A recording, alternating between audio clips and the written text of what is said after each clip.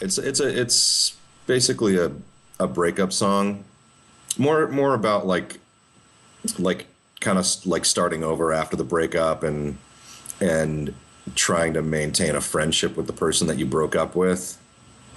And it it just kind of feels like, okay, why don't we just stop pretending to be friends right now? Like I don't want to have to like, pretend to be, I don't want us to have to pretend to be nice to each other. We obviously don't want to be together.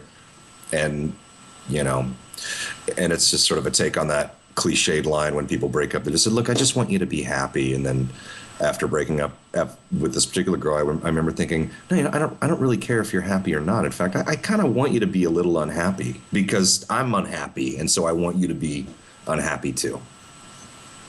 It's a nice song, isn't it? I mean, you got to let go of like negative energy and as best you can, not to get too hippy dippy about it, but you have to make your peace with the tragedies in your life. But there is that grieving period, and I strongly feel like little anger can be helpful sometimes. Oh wow.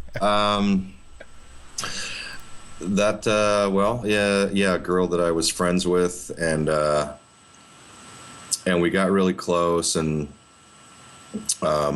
it was kind of feeling like maybe it was kind of going in a romantic place, but there was always part of me that kind of wasn't totally sold on making the jump with her.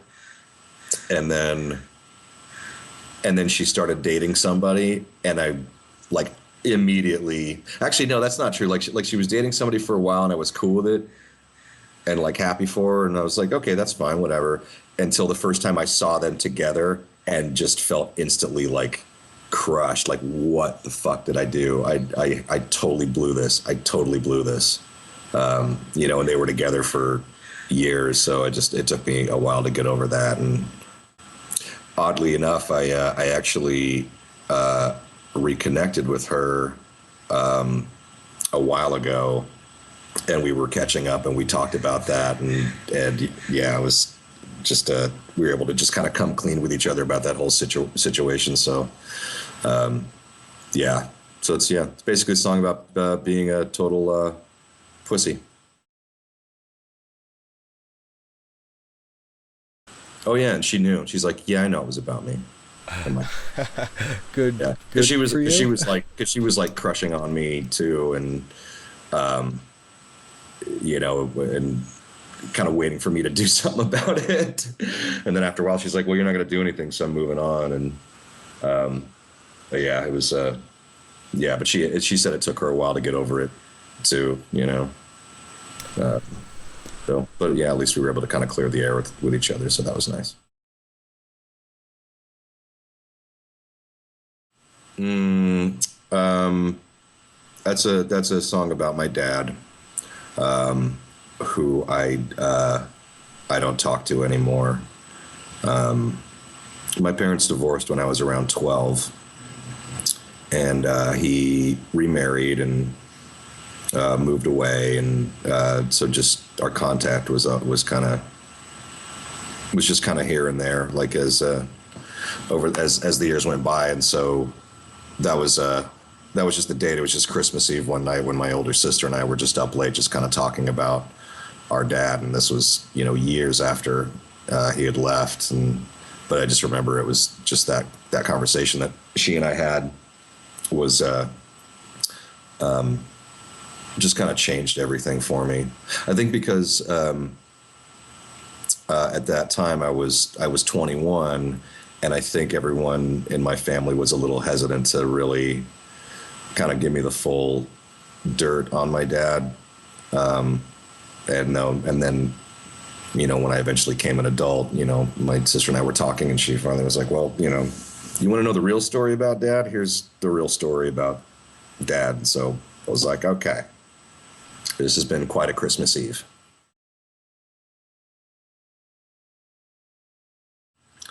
Oh, it's pretty simple. I think it's just wanting to, just feeling like I know there's something great I can do with my life. I don't necessarily know what it is yet, but I know it's going to be awesome, and I know I'm totally capable of like just being great at something.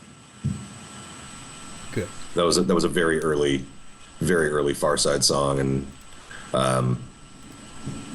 yeah, I think in a nutshell, that's really all it is. Like, just I don't know if it's anything. I don't know if it's quite as, if I would say it was quite as inspiring as saying I want to make this world a better place, or I want to be super philanthropic. And I don't know if it was so much about that as much as just being a little more personal, and maybe just trying to find some self-esteem, or find something that you can hang your hat on and be proud of, and be able to walk with your head high and be like, yeah, man, I'm a fucking hero. Right on.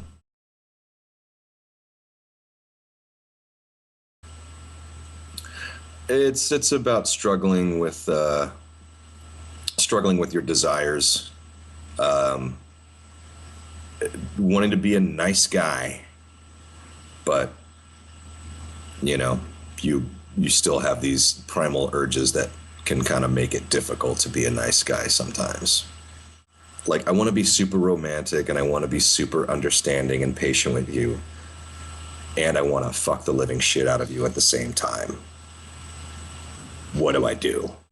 Okay, I got one more thought about Moral Straightjacket. I think there's also parts of it that are maybe learning that maybe you're not as nice of a guy as you think you are, and kind of struggling with that a little bit.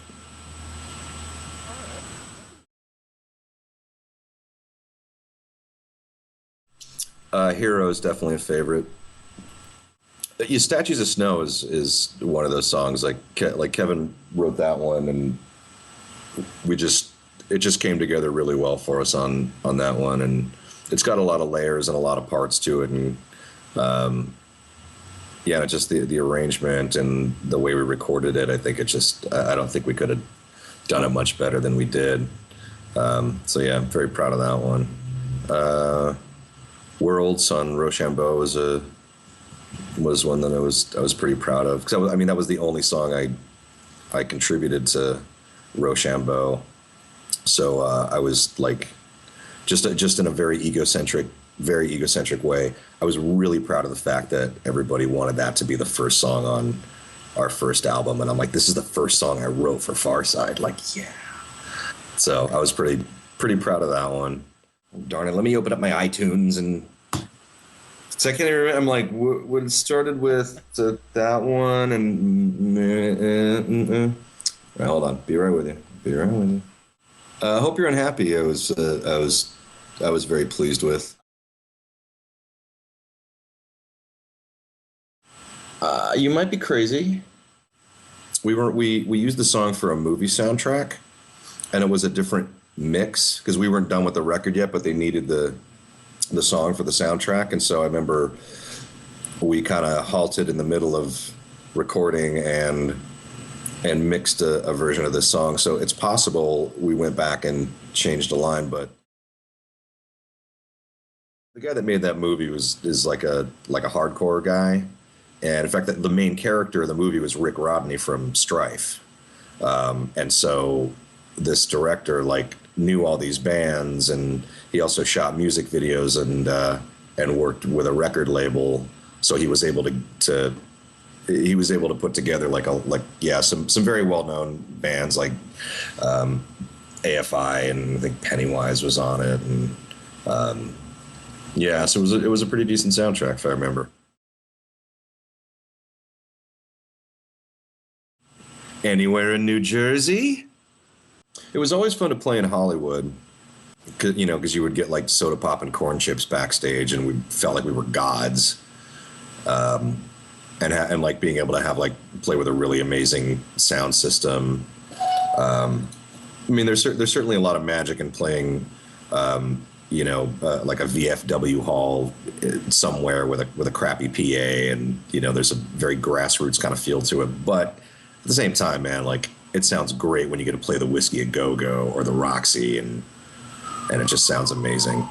I've tried to figure out what has always been my favorite place to play, and I've never been able to, because I hear a lot of people say that oh yeah, this is our favorite place to play, But yeah, I think in a way there's always been something very memorable about every place that we've ever played. And a lot of times it can be some of the shittiest shows where you have the best time in the world because you just know like this is going to be the worst show ever. So I'm just not going to worry about it and still just end up having a blast. Played a show in Tallahassee, Florida once, and there were two people that came, two paid. There were three of them, but one of them got arrested on the way to the show, so it was only two. And so two guys who drove 3 hours to come see us play, and we got paid $6, and we had the best night. It was awesome. We decided we had a fantastic time just hanging out with these two dudes. We just gave them like every bit of merchandise that we had. We're like, here, give these to your friend, and here's some CDs. Thank you guys for coming all this way, and we played the best set of the entire tour. Like we just killed it. We were just so perfect. We were like experimenting with like different stuff on new songs that we were working on, and everything was like flawless. And we got this amazing recording from the mixing board, and yeah, so we took our $6 and went and bought some snacks, and then headed to the next town. Once in a while, yeah. Not that often, but yeah, I just got to hang out with Kevin and Bob, our drummer, a couple of months ago. A friend of ours made this documentary about the Orange County hardcore scene in the mid to late '90s, and so we had a big screening in Orange County, and so Kevin flew in from Seattle, and Bob came to the screening, and so we all got to get together and just kind of catch up and swap some stories and stuff. So yeah, I've always been very happy that we ended the band on like everyone's cool. Like it wasn't like some big ugly blowout kind of ending for us. We just kind of said, all right, I guess we're just done. That's always given me a good sense of comfort to know that we're not like enemies and we can't talk to each other ever. Not really. A lot of people have brought it up to me, and I just have absolutely no interest, and neither does Kevin. So so there's no point in us ever talking about it. Like we don't have to.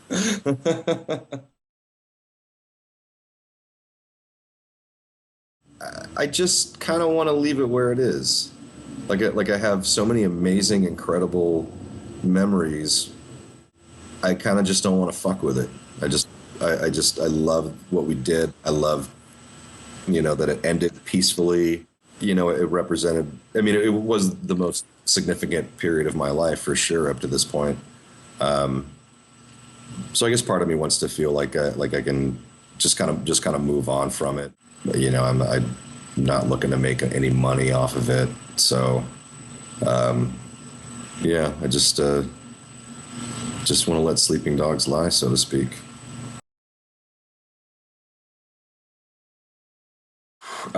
Yeah, at that screening I was just telling you about, the movie was made by my good friend Evan Jacobs, and he wanted me. Actually, what ended up happening is Jeff Caudell and I both did a couple of acoustic songs. And Evan didn't announce that we were doing it. He just said, hey, why don't you guys just come? We'll just say, oh, yeah, there's going to be some special surprise guests, blah, blah, blah. Jeff and I, like I said, we did some solo stuff. We did a Your Favorite Trainwreck song together on stage. And so I did Audience. And that was the first time I had played a Farside song that I remember playing a Farside song. And I think since we broke up, because I generally don't really like playing acoustically, like it just scares the bejesus out of me. And I certainly hadn't played Audience since I think 2001 when we broke up. So I was literally shitting my pants about it. But luckily it went off without a hitch, and I felt like I did a really great job. But yeah, probably one of the most frightening experiences of my life. And I'm glad I never have to do it again. But the thing is, like, I was trying to not do it. I was like, I don't know, Evan, I don't know if I want to do this. But Evan was so enthusiastic and wanted it so badly, and I thought, you know what, because we're such good friends, that's reason enough for me to do it. And I just need to fucking get over it and just practice a little bit and yeah, and just get out there and rock it and don't worry about it. But it was, I mean, there was like 500 some people there, and it's a theater, so everyone's sitting down, so it's automatically super uncomfortable. And then there's you on stage with a spotlight and an acoustic guitar and a microphone. You're like, "Hi, everybody. Hi, I'm nervous." Yeah. Well, I make a living doing voiceovers, pretty much a little of everything, some commercials, some animations, some video games, a lot of instructional videos. Do most of my recording at home, which is really nice. Musically, I'm doing Your Favorite Trainwreck with Jeff Caudell, my good friend, and Robbie Rist and Jeff Holmes. We just finished mixing our LP, and so we're really excited about that. So now we're going to be able to start shopping that around a little bit. Yeah, I think there's definitely an occasional tip of the hat to that era of Gameface and Farside. For the most part, it's kind of just an experiment with Jeff and I. Jeff and I kind of went into this band thinking we would try to co-write as much stuff as possible. Because like I was explaining earlier, I had just kind of gotten back into songwriting after several years of not doing it, and Jeff had been doing nothing but solo stuff for the last several years. So we wanted to try to see what it would be like if, like, after a while, it's you wonder if you're just starting to get stale with what you're doing, and so we just said, all right, let's just take a chance on this, and we'll just do a two lead singer attack. You can write like half of a song and then just go, all right, dude, I'm done here. I'm just gonna demo this and send it to you, and you come up with something. Or I wrote this song, but I can't think of any lyrics. Why don't you write something? I'm not gonna tell you what the vocal line is that I thought of it, because I want to see what you can come up with, and really kind of pushing each other creatively. Yeah, so it's been really fun. We've been really happy with what we've been coming up with. Some of it's pretty straight ahead rocking. Some of it's a little more poppy, and some of it's a little more tortured. So it's not going to sound like Farside or Gameface necessarily, but if you're fans of either one of those bands, you wouldn't be disappointed by Your Favorite Trainwreck by any means. It's been a fun experiment, and I think also having Robbie and Jeff Holmes in the band has been a huge asset as far as being able to expand our sound, because those guys aren't from the hardcore scene. They've certainly been involved in their own alternative music scenes, and we have a lot of the same influences, and we like a lot of the same bands, but they're coming in from their own perspective with their own influences. So it's certainly adding a lot to the songs that we're coming up with. So yeah, we're still loving it. Oh, well, people used to show up in the 90s when we would play. That's a big difference. Being an LA-based band sucks. Being an LA-based band it sucks, because there isn't really there really isn't a scene out here, because it's LA and it just gets lost in the shuffle. So trying to set up a show in LA is difficult. But I also think it has a lot to do with the fact that we're all hovering around middle age now, and most of our friends and our peers have better things to do than to go to whatever show is happening that weekend. So yeah, it's different. Wow, those guys are gonna freaking kill me. I'm not gonna be allowed back in New Jersey now. We did a split 7-inch with Communication Red Light on Devil Dance Records, which was amazing. Oh, we do have there's a label in Germany that's going to release one of the singles off our new album, and so we just finished up recording an acoustic version of another song for a B-side. So that might be coming out pretty soon. I'm not really sure. I don't really have a whole lot to do with that, and we're still in the process of mixing the acoustic song, but. So yeah, that should be cool. I've been so focused on the album, because that's been kind of my job, to be the obsessive one over the mixes and stuff. So I just haven't been paying attention to anything else. I swear it's not the wine talking, man. I haven't had that much.